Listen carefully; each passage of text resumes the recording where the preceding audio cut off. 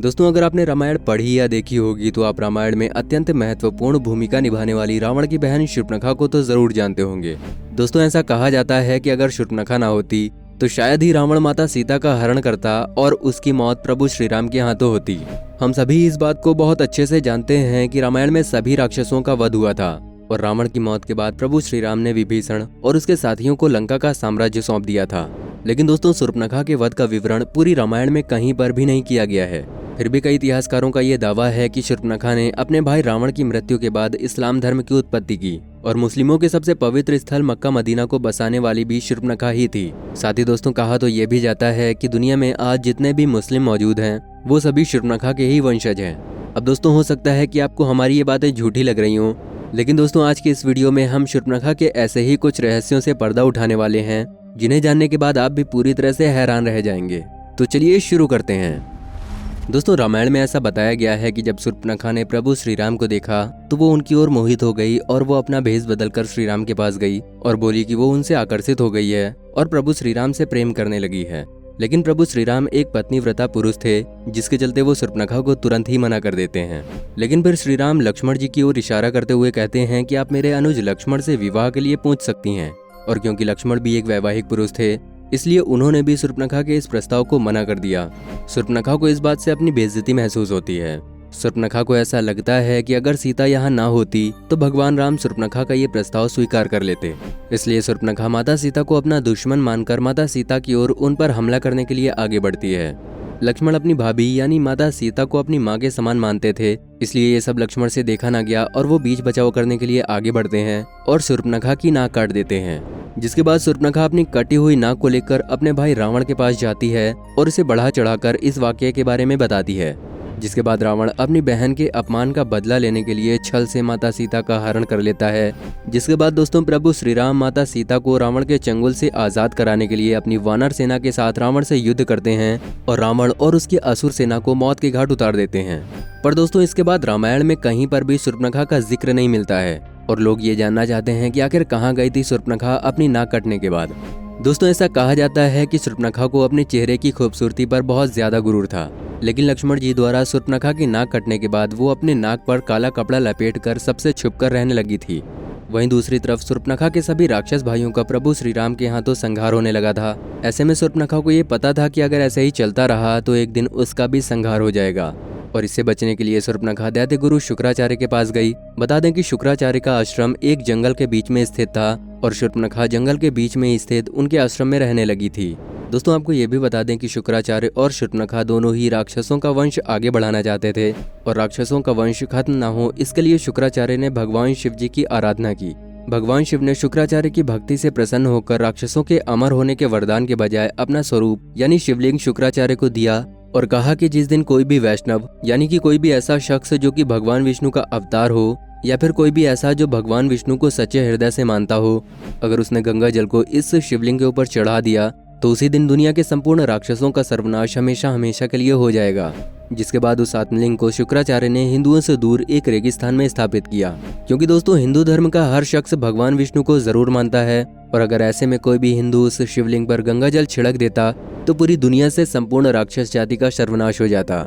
और इसलिए ही दैत्य गुरु शुक्राचार्य ने इस शिवलिंग को दूर ले जाकर एक रेगिस्तान में इसकी स्थापना कर दी। और दोस्तों, रेगिस्तान में जिस जगह पर यह शिवलिंग स्थापित था उसे वर्तमान में हम मक्का मदीना के नाम से जानते हैं। दोस्तों, हो सकता है कि भले ही आपको हमारी ये बातें हजम ना हो रही हों, लेकिन आपने कई विवादित बयानों में ये जरूर सुना होगा कि प्राचीन काल में यहाँ पर मक्केश्वर महादेव नाम का एक मंदिर हुआ करता था, जहाँ पर भगवान शिव का एक दिव्य शिवलिंग स्थापित था।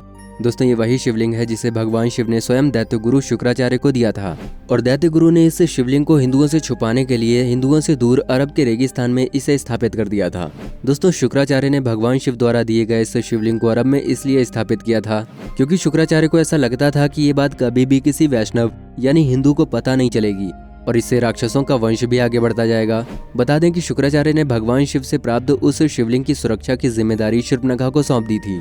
दोस्तों, उस समय शूर्पणखा हमेशा ही अपने चेहरे को कपड़े से ढक कर रखा करती थी और फिर शूर्पणखा ने अपने वंश को आगे बढ़ाने के लिए शुक्राचार्य के साथ मिलकर कई बच्चों को जन्म दिया, जिसके बाद शूर्पणखा के वही वंशज आज शूर्पणखा की इस परंपरा को निभाते आ रहे हैं। क्योंकि जब भी आपने मुसलमान महिलाओं को देखा होगा तो ये गौर किया होगा कि वो हमेशा से ही अपने चेहरे को ढक कर रखती हैं और इसके लिए वो बुर्का पहनती हैं। मुस्लिम महिलाओं के इन कपड़ों में केवल उनकी आंखें ही नजर आती हैं और जब नाक कटने के बाद शूर्पणखा अपने चेहरे को कपड़े से छुपा कर रखती थी तो उसकी भी सिर्फ आंखें ही नजर आती थी।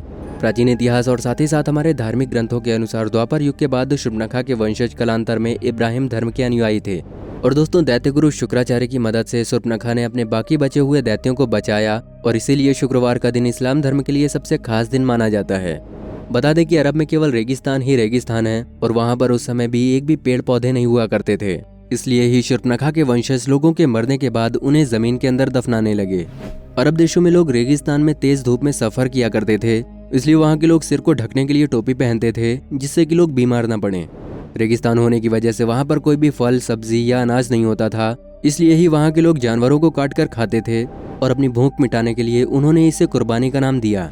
दोस्तों, आपको बता दें कि शुरुआत में शूर्पणखा के सभी बच्चे एक ही जगह पर खाना बदोश हुआ करते थे, जिसके चलते इनकी जनसंख्या बेहद ही कम हुआ करती थी और इसलिए ही ये अपने परिवार में शादी भी कर लिया करते थे और अपना साम्राज्य बढ़ाने के लिए 4 से 5 पत्नियां रखते थे और उनसे ज्यादा से ज्यादा बच्चे पैदा करते थे।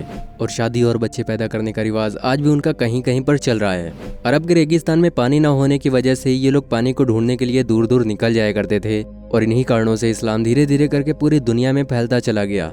बता दें कि मक्का मदीना आज दुनिया की एक ऐसी जगह बन चुकी है जहाँ पर हिंदुओं या फिर किसी गैर धर्म के किसी भी इंसान का जाना साफ तौर पर मना है।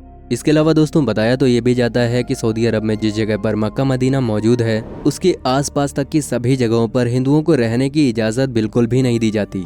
मक्का मदीना में रहकर ही शूर्पणखा ने अपने वंश को आगे बढ़ाया और नई नई परंपराओं का निर्माण भी किया।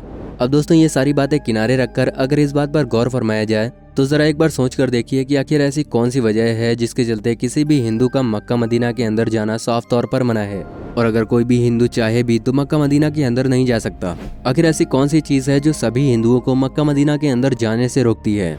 दोस्तों, इस बात के पीछे कोई ना कोई ठोस कारण तो जरूर होगा जिसने हिंदुओं के वहां पर जाने पर प्रतिबंध लगा रखा है। अगर ध्यान दें तो ये सारी बातें केवल एक ही तरफ इशारा करती हैं कि शायद मुसलमानों के शूर्पणखा के वंशज होने वाली ये बात बिल्कुल सच है और सारे मुसलमान इस बात से डरते हैं कि अगर कोई भी हिंदू गलती से भी मक्का मदीना के अंदर चला गया और उसने इस शिवलिंग पर गंगा जल चढ़ा दिया तो इस दुनिया से पूरी राक्षस जाति का अंत हो जाएगा। दोस्तों, ये राक्षस कोई और नहीं बल्कि शूर्पणखा के ही वंशज हैं। भले ही दोस्तों ये सारी बातें आपको हैरान कर रही हों, लेकिन शायद ये सच भी हो सकती हैं क्योंकि इस दुनिया का सबसे पहला धर्म सनातन धर्म ही है। यानी कि इस दुनिया में मौजूद हर एक व्यक्ति सनातन धर्म से ताल्लुक जरूर रखता है और हमारे ईश्वर भी सनातन धर्म से ही ताल्लुक रखते हैं। वैसे दोस्तों, क्या लगता है आपको, क्या सच में आज जितने भी मुस्लिम मौजूद हैं वो सभी शूर्पणखा के ही वंशज हैं? और क्या अरब में मौजूद मक्का मदीना वही शिवलिंग है जिसे मक्केश्वर महादेव के नाम से जाना जाता था, जहाँ पर हिंदू धर्म के किसी भी शख्स का जाना पूरी तरह से वर्जित है? अपने विचार हमारे साथ कमेंट बॉक्स में जरूर साझा करें। वीडियो पसंद आई हो तो वीडियो को लाइक करें और ऐसे ही और वीडियोस के लिए हमारे चैनल को सब्सक्राइब करके बेल आइकन को भी जरूर ऑन कर लें। वीडियो में कीमती समय देने के लिए आपका बहुत बहुत धन्यवाद।